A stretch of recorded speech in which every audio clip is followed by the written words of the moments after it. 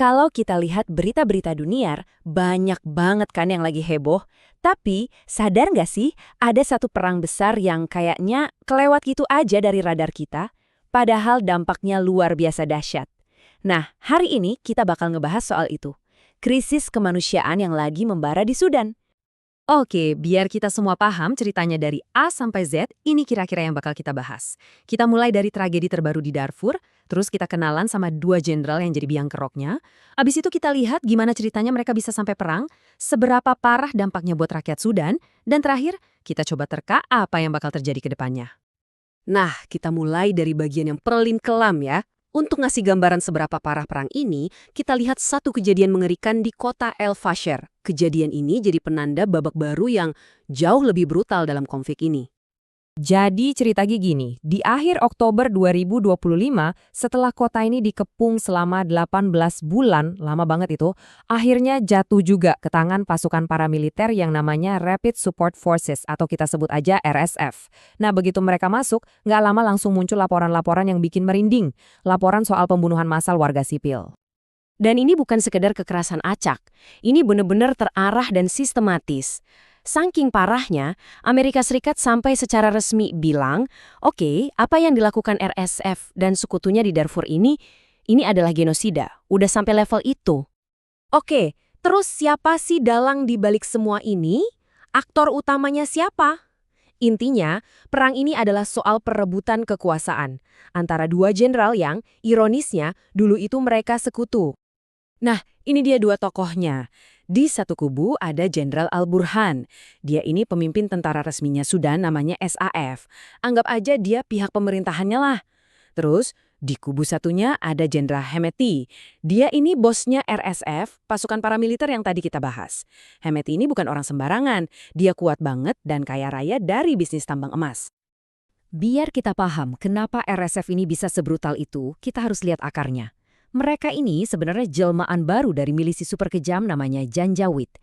Dulu mereka ini dijuluki iblis di atas kuda, saking sadisnya pas konflik Darfur 20 tahun lalu. Terus gimana ceritanya pertemanan mereka bisa jadi perang besar kayak gini? Padahal kalau kita mundur sedikit, Sudan itu sempat punya harapan loh, harapan buat jadi negara demokrasi. Nah, ini timeline singkatnya. Awalnya, tahun 2019, rakyat berhasil nurunin diktator. Ada harapan baru. Tapi di 2021, dua jenderal kita ini malah kudeta bareng. Mereka ambil alih kekuasaan. Ternyata pertemanan mereka ini cuma buat ngerebut kuasa aja. Begitu udah di atas, mereka malah berantem sendiri soal siapa yang paling berkuasa. Akhirnya, di April 2023, pecah perang. Oke, dua jenderal berebut kuasa. Yang jadi korban siapa? Tentu aja rakyatnya.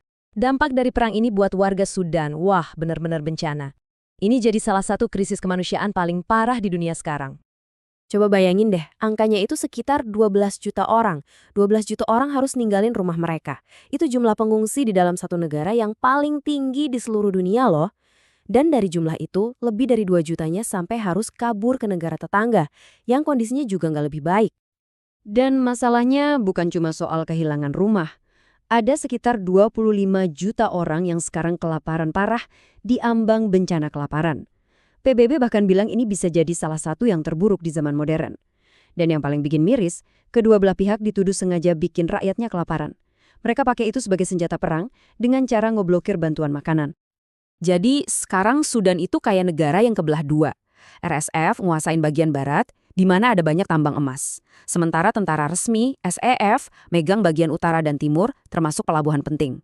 Nah, ibu kotanya, Khartoum, jadi rebutan dan hancur lebur. Ini bikin orang takut, jangan-jangan Sudan bakal pecah beneran jadi beberapa negara. Nah, pertanyaannya, kenapa perang ini susah banget dihentikan? Ternyata, ini bukan cuma urusan internal Sudan aja. Ada pemain-pemain dari luar yang ikut main api, bikin situasinya makin ruwet. Lihat deh, jelas banget kan siapa dukung siapa? Uni Emirat Arab misalnya ada di belakang RSF. Katanya sih karena ngejar emas dan punya agenda politik sendiri. Terus Mesir, tetangganya, dukung tentara resmi karena mereka pengen perbatasan selatannya aman. Jadi selama pasukan senjata dan dana dari luar ini terus mengalir, ya perangnya bakal susah berhenti. Terus, gimana dengan upaya damai dari dunia internasional?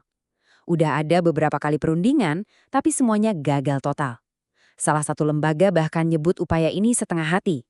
Kayaknya nggak ada tekanan yang cukup kuat buat maksa kedua jenderal ini atau negara-negara yang dukung mereka buat berhenti. Jadi, inilah situasinya sekarang. Jutaan orang kelaparan, proses damai mentok, dan Sudan makin terperosok ke dalam kehancuran. Sementara itu, perhatian dunia kayaknya lagi ke tempat lain. Ini ninggalin kita sama satu pertanyaan yang cukup menohok ya. Apakah dunia benar-benar sudah melupakan Sudan?